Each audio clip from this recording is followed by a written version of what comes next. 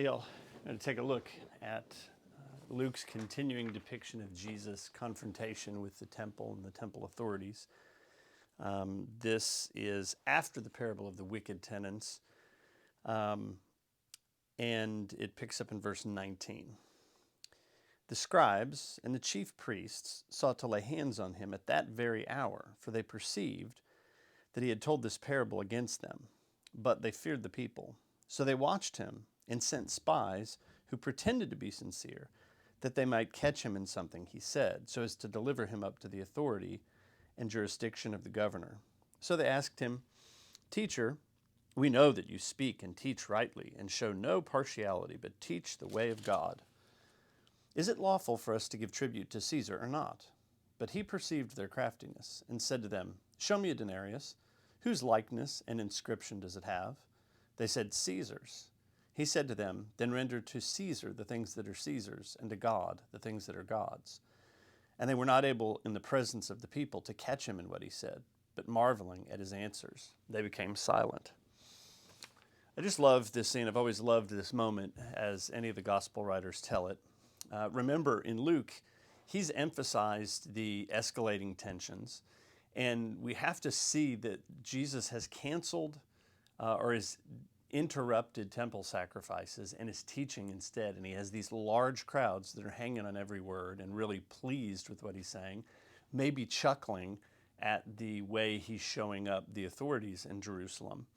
And so it's this really tense moment, and Jesus knows that crowds are fickle. He knows he can't entrust himself to crowds, but he is nonetheless in this case using the crowds and using the fact that the authorities are deeply concerned about the crowds to continue teaching and to show that the authorities don't know what they're talking about. And in fact, I would suggest that's part of what's going on is Jesus is trying to show everyone just how little the authorities know and how wrong they get the scriptures.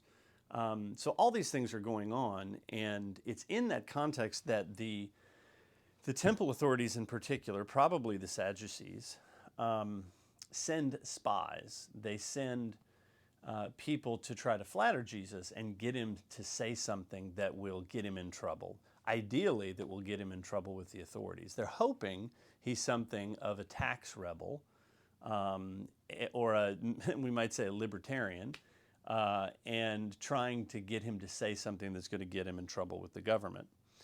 And they pose the question, do we pay taxes to Caesar or not? And there's no easy answer to this question. If you answer it in the false dichotomy way they give it, you're going to wind up offending some group. And so they're trying to get him to lose his crowd by offending somebody. And I would say that it would be like asking a question about, well, do you wear masks or not on social media today? It would create a firestorm, right, of controversy. It would not create a nuanced argument of what is appropriate in differing circumstances with differing principles. So it leads to polarization, and that's precisely what they want. They want Jesus to get canceled by one group or another, the crowds or the authorities. So Jesus says, "Show me a denarius." Now, these coins in particular had an image of Caesar, which, according to Jews, was idolatry. You don't make human images of humans. And secondly, it had an inscription that addressed Herod as, or Caesar as, a son of God, a divine being. So it's a kind of a double problem for Jews. And they say, well, it's Caesar's. Now this is really key. They say, should we give the tax? The word they use is give. Jesus in his answer says render, and what that means straightforwardly is give back. In other words, it originally belonged to that person, so give it back to them. So it's as if Jesus is saying, oh, well, it's Caesar's coin, so give it back to him. But then he goes on to say, but you're God's, so give yourself back to God. The implication being that they've taken themselves out of God's hands. Jesus is saying, you owe Caesar the coin in your pocket. You do owe the government something. But you owe God the very life that you live every day, and you should give it back to him.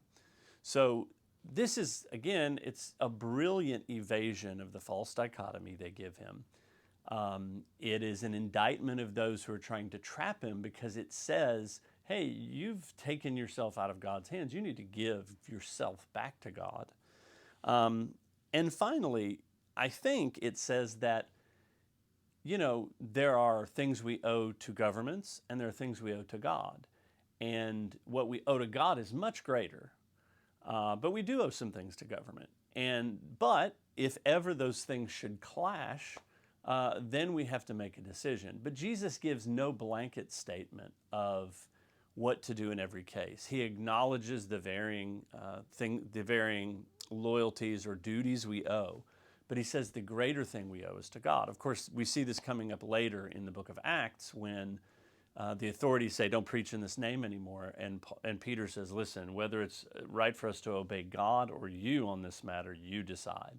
So there's a case where Peter says, I'm sorry, we can't render anything to you in this. We have to obey God. So finally, notice that it says they could not answer anymore because of the crowds. They know they're whipped. They know they're humiliated. And again, I would suggest that at least a significant part of the motive for crucifying Jesus is this humiliation. Unfortunately, their response is not, oh, he's got a point. But we're well past that, I think, at this point in the Gospel of Luke. So may we do our duty and have wisdom to know what we owe our civil authorities. But most importantly, may we render ourselves, our lives, our bodies as living sacrifices to the God who made us and the one who redeemed us in Jesus Christ. Amen.